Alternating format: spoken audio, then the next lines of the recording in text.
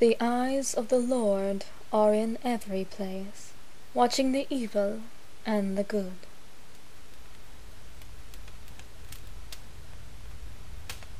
There is a song missing from the ballads which make up the history of the kingdom of Nosworth. It is known by few bards, and even those who possess the knowledge are likely to be unwilling to play it. With a little persuasion, the odd drink, a gold coin slipped across the table beneath a napkin, maybe the idle threat of a half-drawn dagger, you may bear witness to a story which is, in all likelihood, best forgotten. The story begins with a small village named Quaffer, far to the north of here. When the winter hits, it is generally inaccessible from the kingdom. Lying so close to the northern spine, those who dwell there are painfully aware of how isolated they are to the entities beyond there. Most journey south to the safety of the manned, guarded borders until the onset of spring. But those families, too poor or too proud to abandon their livelihoods, remain behind, at the mercy of the fiends. It was long into the winter. There was no escape for the dozen families left in Quaffer. The wolfmen had emerged from the spine, and those who dwelt in the outermost limits of the settlement had disappeared. Stretched to their last, the townspeople drew together for a meeting in the local hall. Some of the younger and braver sons of Quaffer suggested striking out towards a neighboring town, 20 miles across the tundra. These few were heckled down by the older generation, whose apathy was, admittedly, well-founded. The wolfmen were the most fearsome predators on this side of the spine, and any whom ventured from the cluster of houses would be hunted, flayed, and devoured by the great, corrupted beasts. It is here the storyteller will likely falter, and it is at this moment which marks your last chance to stop and come away from the story. They may even try to change the tale, fool you with a yarn about a failed attempt at leaving the town, culminating with the wolfmen slaying most of the villagers. Some might be taken in with such an ending, for nobody is naive enough to believe that happy endings exist beyond the northernmost border of the kingdom. However, if you push them further, perhaps by asking them to explain why, if their tale is true, the wolfmen of the northern spine are extinct, then the storyteller will play on, eyes watering somewhat as they go. There came late at night a knock at the door of the town hall. It was obvious to the villagers that this was not one of their missing kinsmen. There was no desperation to the request for entry, no hurry to it, just a single rattle of steel against wood. The open doors revealed a pair of gaunt silhouettes, shadows against the ferocious white storm which buffeted the building. The babies which slumbered in the arms of their mothers awoke as one and began to bawl, and the hunting dogs slunk from the fireside into the shadows, never looking directly at the strangers. The larger of the pair was tall and bulked out by the thick fur cloak, which he wore fastened about his collar with the skull of something worryingly human. This skull was mirrored by one which masked his face. The strange grin was unnerving to look at, and yet difficult to tear one's gaze from. He seemed human, though there was an odd fluidity to the way he moved.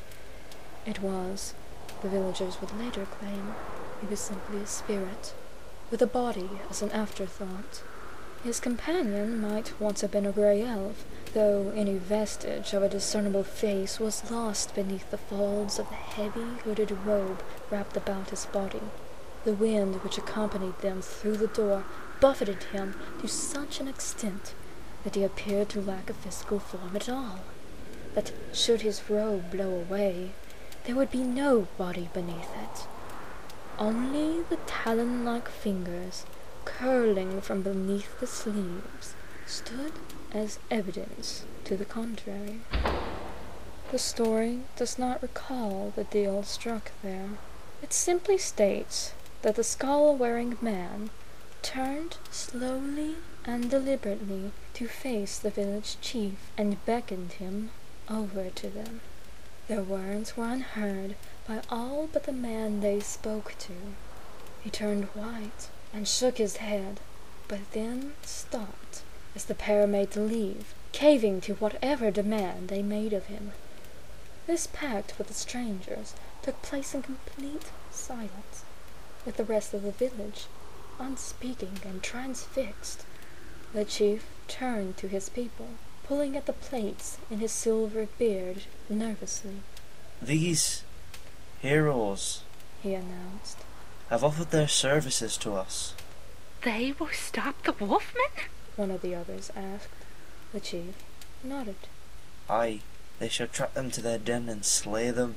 How? Inquired a grizzled hunter at the back of the room. And how can we trust them to do this job?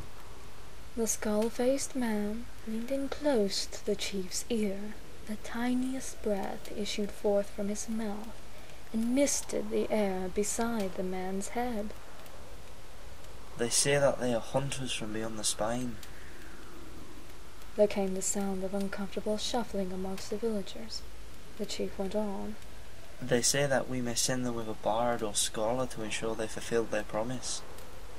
The townspeople shifted as one, eyes leaving the newcomers for the first time since their arrival, to gaze upon a small, timid man at the rear of the room. His lyre lay forgotten upon the floor beside him, for there had been no song in Quaffer since the first of the attacks. His name was Elvaret, and he, like the others, felt that there was something horribly wrong with these men. All eyes following him, he stood and crossed the room to where they stood. He tried to speak, to introduce himself, but neither paid him any heed. The chief smiled at him pityingly, and then turned his back on the three of them. They journeyed for much of the evening, never speaking to one another until they finally reached the edge of a patch of sparse woodland which marked the edge of the northern spine. Here they paused, and the hooded man set down his pack. From it he withdrew a cloth-wrapped bundle. The story goes that the man then stared directly at Elvaret, black eyes glittering in the pale half-light of the moon, and a wicked grin flashed. The cloth was unraveled inexorably until it fell away completely. In his blackened hands he held the severed head of a wolf man. It had no eyes, and its jaw hung open, revealing pulped and empty gums, but its inhuman snout still quivered of its own accord. Still grinning, the hooded figure raised the head, and the nose twitched and snorted, nostrils tilting to draw in a faint scent coming from the northwest.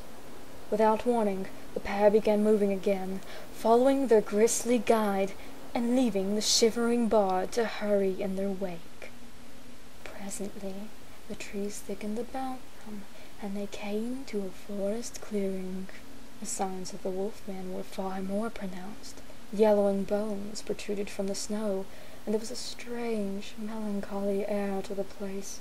The cliff face ahead of them through the trees was split by a greater cleft, and it was from this cave that the irony scent of blood emanated. The hooded man again set down his pack in the snow. From it he extracted a set of jars and bottles, and a strange, high-pitched noise began to emanate from within the hood. The skull-faced man looked on with mild bemusement, but offered no explanation for their actions. His companion withdrew a thin, hooked blade from within his left sleeve, and then crouched beside a decaying stump in the center of the clearing. This he anointed with the balms and oils he carried, before etching a spiraling pattern into the damp bark. As a final addition, the severed head was placed atop the stump, and the hooded man straightened. There came a faint scrabbling from within the cave. The hooded man retreated hurriedly to the tree lying alongside the bard, leaving his companion alone a few feet inside the clearing. The scrabbling came closer, and he cast off the cloak of fur, and then the skull mask, and turned to look directly at Elverett for the first and only time in their journey together.